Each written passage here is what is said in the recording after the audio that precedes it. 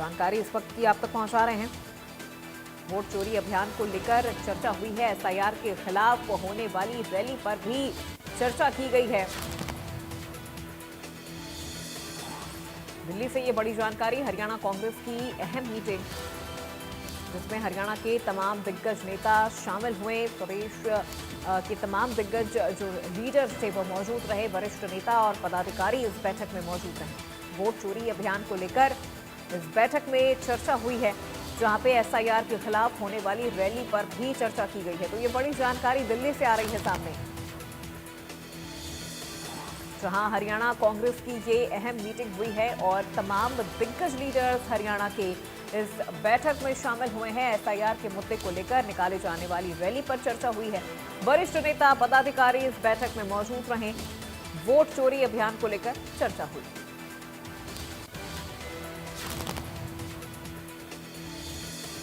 हरियाणा की जिम्मेदारी इस रैली में सबसे सत्ता की प्राप्ति एक अकेला लक्ष्य रह गया है। जन आशीर्वाद की प्राप्ति कोई लक्ष्य भाजपा का नहीं रहा है।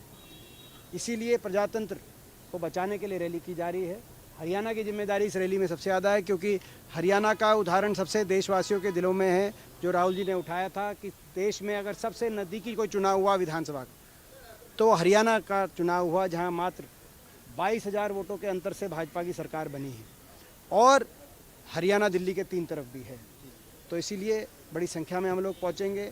आज उसी की पे हमारी चर्चा रही और ये रैली मैं समझता हूँ कि मैं इस मुद्दे को उठाऊंगा। मेरा प्रश्न ये है कि जो एमपी कोटा मैंने 2023 में दिया था, 2023 से लेकर अब तक वो क्यों नहीं लगा? अगर वो लग जाता तो हमारे राष्ट्रीय बास्केटबॉल टीम के हमारे खिलाड़ी हार्दिक की इस तरीके से हार्दिक के साथ हादसा ना होता। कौन अधिकारी जिम्मेदार है, उनके ऊपर क्या कार्रवाई की जा रही है? उन परिवारों को अभी तक सरकार की तरफ से कोई राहत क्यों नहीं दी गई? हमारी मांग है, पूरे हरियाणा की मांग है कि उन दोनों परिवारों में पक्की सरकारी नौकरी दी जाए, आर्थिक सहायता दीजिए, कम से कम 1 करोड़ रुपए की आर्थिक सहायता दी जाए। और जो राष्ट्रीय बास्केटबॉल टीम के हमारे खिलाड़ी हार्दिक, उनके नाम से इंडोर बास्केटबॉल स्टेडियम बने लाखन माजरा गांव के अंदर। हमारी मांग है कानूनी कार्रवाई के साथ साथ एक कंप्लेंट, क्रिमिनल नेग्लिजेंस की कंप्लेंट दर्ज की जाए उन अधिकारियों के ऊपर, ताकि जवाबदेही बने। और हरियाणा में जो कांग्रेस के समय 481 खेल स्टेडियम बनाए गए थे, 20 साल से उन खेल स्टेडियम की रखरखाव नहीं हुई, क्योंकि ये हमारे फर्स्ट टर्म में ज़्यादातर बने थे 2010 से पहले। तो 15-20 साल से इनकी देख रेख नहीं की गई है। और इसीलिए ये महत्वपूर्ण है कि सरकार बजट जारी करे, खेल बजट बढ़ाए और इन स्टेडियमों को सबको मेंटेनेंस कराई जाए। नए स्टेडियम तो ये बनाने से रहे, हमें कोई उम्मीद नहीं है सरकार से, कम लेकिन इन स्टेडियम्स की मेंटेनेंस का तुरंत बजट हरियाणा सरकार लागू। दिल्ली के 3 तरफ है, खूब लोग बढ़ चढ़ के हिस्सा लेते हैं इसमें और अब के भी लेंगे। पहले भी रैलियां हुई रामलीला ग्राउंड में, हरियाणा ने पूरा हिस्सा लिया है, अब के भी पूरा हिस्सा लेंगे। दिल्ली के 3 तरफ है, खूब लोग बढ़ चढ़ के हिस्सा लेते हैं इसमें और अब के भी लेंगे। पहले भी रैलियां हुई रामलीला ग्राउंड में, हरियाणा ने पूरा हिस्सा लिया है।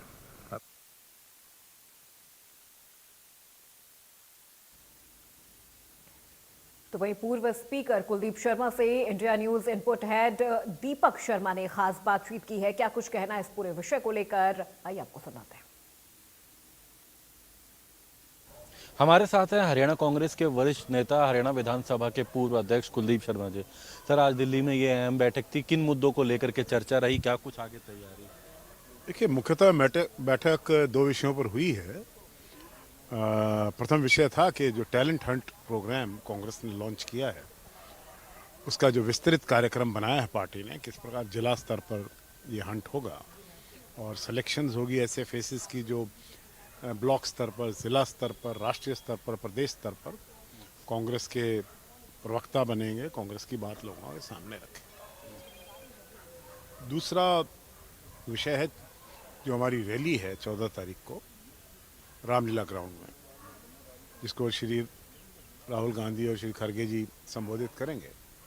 उस विषय में कार्यकर्ताओं को लोगों को यहाँ पर लेकर आने का जो टारगेट हरियाणा को दिया गया, 50,000 से 1 लाख आदमी हरियाणा से आएंगे, वो किस प्रकार से लाए जाएंगे और उसको कैसे मोबिलाइजेशन करेंगे, वो इस मीटिंग का दूसरा विषय था, जिस पर चर्चा हुई, व्यापक चर्चा हुई है।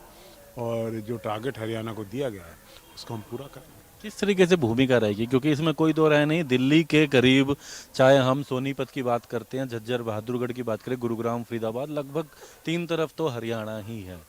कितने लोगों को यहाँ तक ये बात स्पष्ट रूप से सामने आई थी कि फरीदाबाद, गुड़गांव, रेवाड़ी, रोहतक, झज्जर, सोनीपत, पानीपत, ये जो दिल्ली की सरहदों पर लगते हुए ज़िले हैं, यहाँ से ज़्यादा मोबिलाइजेशन की जाए।